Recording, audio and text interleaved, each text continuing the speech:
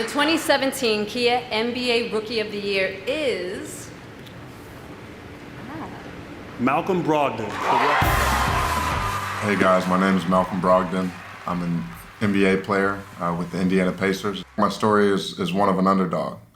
Everything that I've achieved has been one from being underestimated, overlooked, and not noticed. But I definitely didn't do it by myself. So I've partnered with LRNG to tell my story about my support system and how I got here.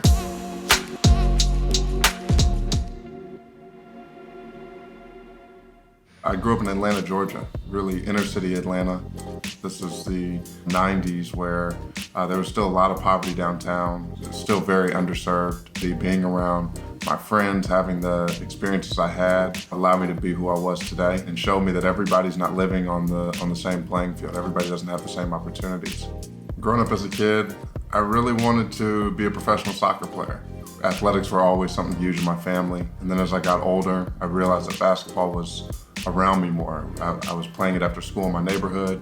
All my friends played basketball. My closest brother played basketball. I gravitated towards it and ended up picking that as my sport in early high school and working really hard at it because I wanted to be an NBA player. My mom was my role model, raising me and my brothers. She worked extremely hard.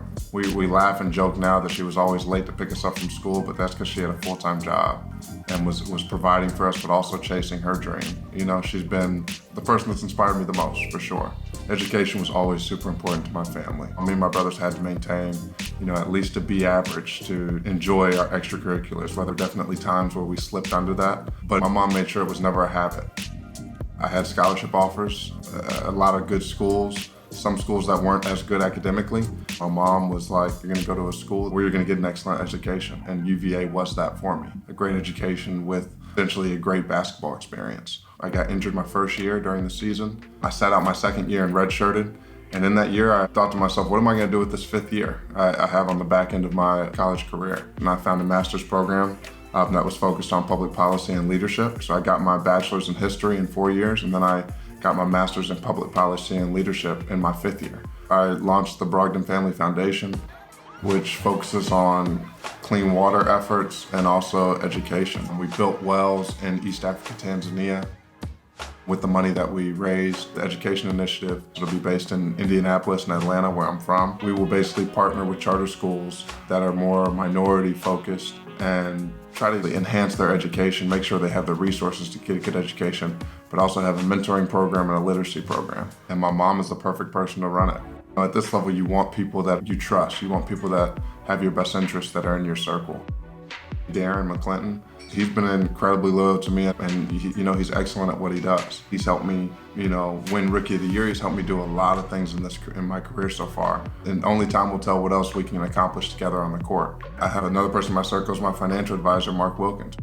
There's so many stories about athletes getting taken advantage of, athletes being stolen from, athletes' money being mismanaged by their financial people. I think especially for minorities, we grow up and we don't have those conversations in the house. We don't have those conversations about finances. So, education has been a big emphasis for me in finding someone new that will educate me on my money so I understand how to put it to use, how to make more money off of my money, but also how to save.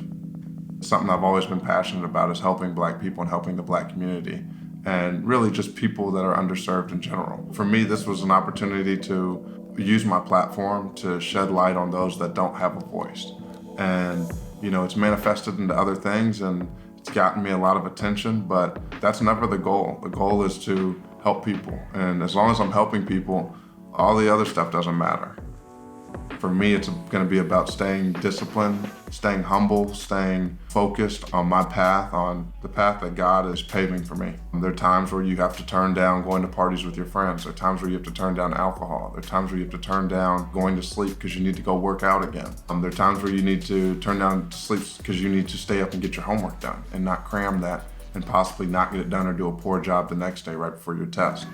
Once I got into high school, 9th and 10th grade year, I was showing up to school early at 6, 7 a.m., making sure I got an hour in on the court, working on my skills by myself. Right after class, I would go home, do my homework, head to AAU practice. I'd get there early to shoot early, and then I'd stay late to shoot after practice. Having a routine is the biggest thing I learned through college, through high school, coming into the NBA. The guys that have routines, the guys that are steady with their preparation every single day and don't veer from that, are the guys that are going to be most successful. Let's say we're playing the Lakers tomorrow. We go to shoot around at 10 o'clock, where we go over our plays, we go over what the Lakers, the type of plays they would potentially run against us, and how we'll game plan against them. I'm a guy that takes a pregame nap, so I can wake up fresh no matter how I slept the night before. That pregame nap sort of resets me, allows me to feel energized going into the game. If it's a 7 o'clock game, I'll get to the arena around 5:30. And my preparation will start there. I'll start stretching, I'll work with my trainers to get loose. I'll do my pregame workout on the court where I get my shot right and work on my skills a little bit. And then, with 40 minutes on the clock, I'm back in the locker room. Our coach comes in, gives us a talk, and then we run out to the court and we're warming up and we play the game. But the best players have the best routines, and they're the most diligent and disciplined with their routines. It's okay to not know what you're passionate about or what you love, but keep an open mind and don't follow. Be open to new opportunities that other people might not be open to, but then once you find it, you'll know you have it, you'll know what you're passionate about, and work extremely hard at it. Sacrifice and work to make sure that you become really good at what you have set your mind to.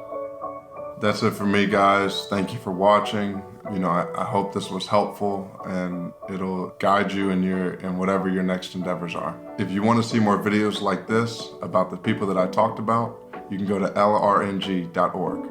LRNG is an incredible resource for young people looking to learn different skills and connect the dots between their passions and careers.